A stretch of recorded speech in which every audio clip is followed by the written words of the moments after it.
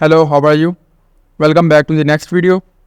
तो आज की इस वीडियो के अंदर हम लोग HTML के एक और एस्पेक्ट को डिस्कस करेंगे जो कि हमारे एट्रीब्यूट्स हैं, और साथ ही साथ हम समझेंगे अपने एंकर एलिमेंट को जो कि हमें अलाउ करता है हाइपरलिंक क्रिएट करने के लिए। तो हमारा एंकर एलिमेंट होता है वो कुछ इस तरह का होता है, ठीक है, जिसमें आपका एक ओपनिंग टैग होता है और साथ ही साथ आपका एक क्लोजिंग टैग होता है और इसके बीच में आपका कंटेंट होता है। ठीक है, यहाँ पर अगर मैं लिख दूँ कंटेंट, यहाँ पर आपका कंटेंट आता है। अब यहाँ पर अगर मैं लिखूँ तो मेरा जो एंकर टैग है वो कुछ इस टाइप का है, ठीक है, और यहाँ पर मैं लिख देता हूँ this is link to Google, link to Google. Okay, अब अगर मैं इसका प्रीव्यू देखूँ तो यहाँ पर देख सकते हैं कि ये हमें सिंपल शो कर रहा है this is link to Google. अभी मैं इस पर क्लिक करूँगा तो कुछ भी नहीं हो रहा, हमारे पास कोई लिंक नहीं है क्योंकि हमने इसको कोई भी वैल्यू नहीं दी कि अगर मैं इस लिंक पे क्लिक करूँ तो ये कहाँ पर जाएगा, ये कहाँ पर हमें रीडायरेक्ट करेगा। तो उसके लिए हमें क्या करना पड़ता है, हमें उसके लिए एक एट्रीब्यूट यूज़ करना पड़ता है href, ठीक है। तो वो मैं क्या करूँगा, यहाँ पर मैं स्पेस दूंगा। अब जब हम एट्रीब्यूट का यूज़ करेंगे तो मैं ओपनिंग टैग जो होगा हमारा एंकर एलिमेंट का, उसमें मैं स्पेस दूंगा और आगे मैं अपना एट्रीब्यूट लिखूंगा href इक्वल टू, और यहाँ पर मैं उसका लिंक डालूंगा www.google.com। तो ये देखें, जब मैंने लिंक डाला तो यहाँ पर हमारा जो लिंक था वो अब एक्टिव हो चुका है। अब जैसे ही मैं इस पर क्लिक करूँगा तो इसने मुझे बताया कि मतलब जो मेरा लिंक है, जो मेरी फाइल है वो मे नॉट फाउंड या जो भी है, हम यहाँ से जाके सिंपल हम लिंक को ऐड कर लेते हैं। मैं यहाँ से जाता हूँ गूगल पे, Ctrl+X, इसको हम यहाँ से कॉपी करके यहाँ पर हम इसको पेस्ट कर देते हैं। ओके, अब मैं इसको अगर दोबारा करूँ, अब अगर मैं इस लिंक पे क्लिक करूँ तो ये देखें, हम वेट करते हैं तो ये देखें, ये मुझे यहाँ से ये ट्रैक करके ले गया मेरे ओपेरा ब्राउज़र पे, और यहाँ पर ओके हम इस पर क्लिक करके देखते हैं। ओके, तो देखें जैसे मैंने इस पर क्लिक किया इसने मुझे क्या ओपन करके दे दिया, गूगल, ठीक है। तो ये बेसिकली हमारा जो एंकर एलिमेंट है वो बेसिकली ये होता है। सबसे पहले हमारा ओपनिंग टैग आता है, उसके अंदर टैग के बाद एक स्पेस के बाद हमारा एट्रीब्यूट आता है, उस एट्रीब्यूट के बाद उधर हमारी वैल्यू आती है और साथ ही साथ हमारा कंटेंट आता है और एंड पे क्लोजिंग टैग आता है। अब अगर हम इसको जाके गूगल पे देखें, अगर मैं यहाँ पर जाऊँ, मैं ओपन करूँ, ओके, तो ये हमारा एंकर एलिमेंट है, ठीक है। अब यहाँ पर हमारे पास कुछ जो एट्रीब्यूट्स होते हैं वो सिर्फ कुछ टैग्स के अंदर हम यूज़ कर सकते हैं, वो हम हर टैग के अंदर यूज़ नहीं कर सकते। जिस तरह अगर मैं यहाँ पर नीचे जाऊँ तो यहाँ पर ये देखें, ये यहाँ पर इसने इनको ये लिंक दिया हुआ है, ठीक है। ये हमारे एंकर टैग्स हैं, एंकर एलिमेंट हैं तीनों। इसी तरह अगर हम नीचे जाएँ तो यहाँ पर ये हमें इसके एट्रीब्यूट्स भी शो करवा देगा। अगर हम यहाँ पर जाएँ और देखें, सबसे पहले हमारा href आता है।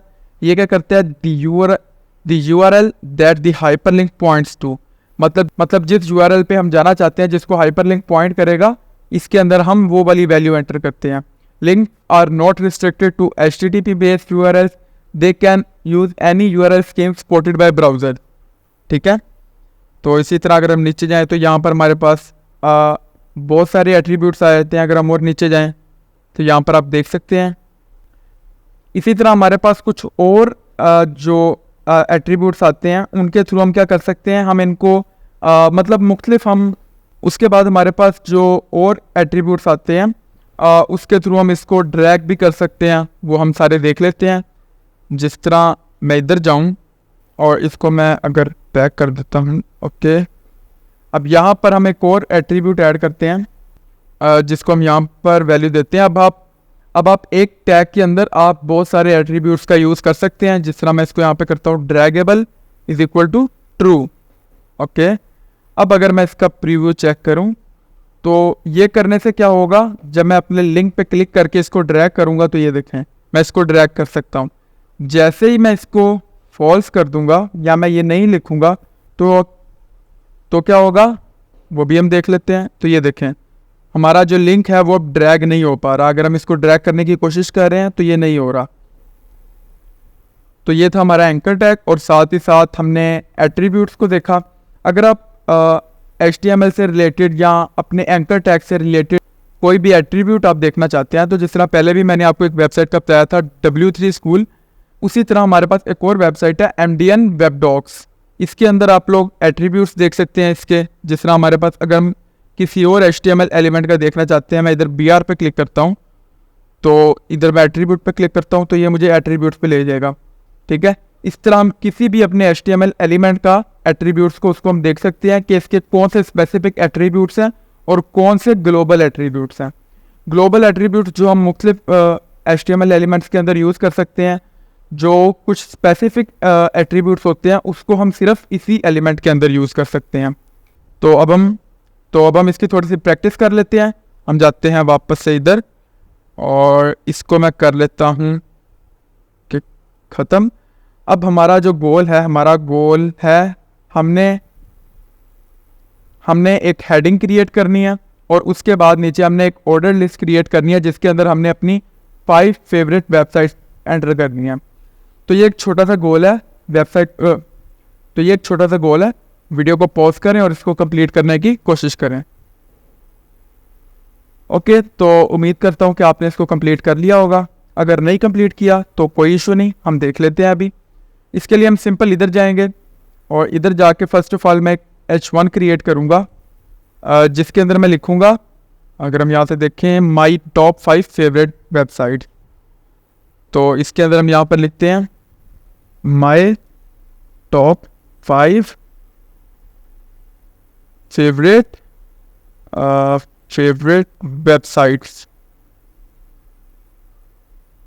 वेबसाइट। ओके, अब इसके बाद जो सेकंड चीज़ है वो है हमारे पास ऑर्डर्ड लिस्ट। तो उसके लिए मैं क्या करूँगा, ओके, हम ऑर्डर लिस्ट क्रिएट कर लेते हैं और इसके अंदर हम लिस्ट क्रिएट कर लेते हैं।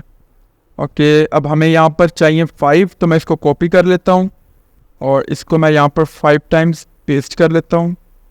ओके, अब इसके अंदर यहाँ पर हम क्या करते हैं, यहाँ पर हमें चाहिए एंकर टैग। ठीक है, यहाँ पर हमने डाल दिया एंकर टैग और फर्स्ट ऑफ ऑल मैं अपनी फेवरेट वेबसाइट में से लिख देता हूँ क्रिएटिव 971। ओके, अब यहाँ पर मैं इसका लिंक डाल देता हूँ। मैं यहाँ पर कहता हूँ href। ओके, इसकी वैल्यू यहाँ पर हम डाल देते हैं। मैं सिंपल गूगल से जाके इसका लिंक डाल देता हूँ।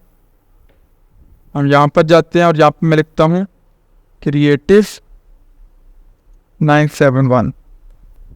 ओके, यहाँ से हम इसका लिंक कॉपी कर लेते हैं और इधर जाके मैं इसका लिंक पेस्ट कर देता हूँ।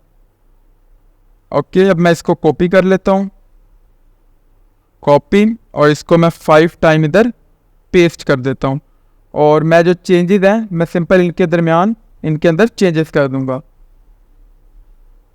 ओके, अब यहाँ पर सेकंड वेबसाइट का नाम हम लिख लेते हैं। मैं इसको ख़त्म करता हूँ और यहाँ पर मैं ऐड कर लेता हूँ okay UCP student portal. Okay, और थर्ड का मैं नेम एंटर कर लेता हूँ। यहाँ पर मैं इसको कह देता हूँ फेसबुक, और इसी तरह मैं यहाँ पर इसको कह देता हूँ यूट्यूब, और लास्ट में मैं इधर एंटर कर देता हूँ इंस्टाग्राम। ये हमने नेम एंटर कर लिए। अब हम यहाँ पर सिंपल इनके लिंक्स ऐड कर देते हैं। जिस तरह अगर मैं फेसबुक का लिंक ऐड करूँ, कॉपी लिंक एड्रेस, हम सिंपल यहाँ पर जाते हैं और यहाँ पर मैं फेसबुक का लिंक ऐड कर देता हूँ, Ctrl+V। सिंपल आप लोगों ने इस तरह लिंक ऐड करना है। और उसके बाद अगर हम अपने ड्रैग एट्रीब्यूट को भी देख लें, मैं इसको यहाँ से कर देता हूँ ड्रैगेबल ट्रू। ओके, अब अगर हम इसको देखें, अगर मैं यहाँ पर जाता हूँ, इसको मैं ड्रैग करने की कोशिश करता हूँ तो ये ड्रैग नहीं हो रहा। ठीक है, ये देखें। अब मैं फेसबुक पे अगर जाता हूँ, ओके, अब मैं फेसबुक पे जाता हूँ तो ये देखें हमारा फेसबुक ड्रैग हो रहा है।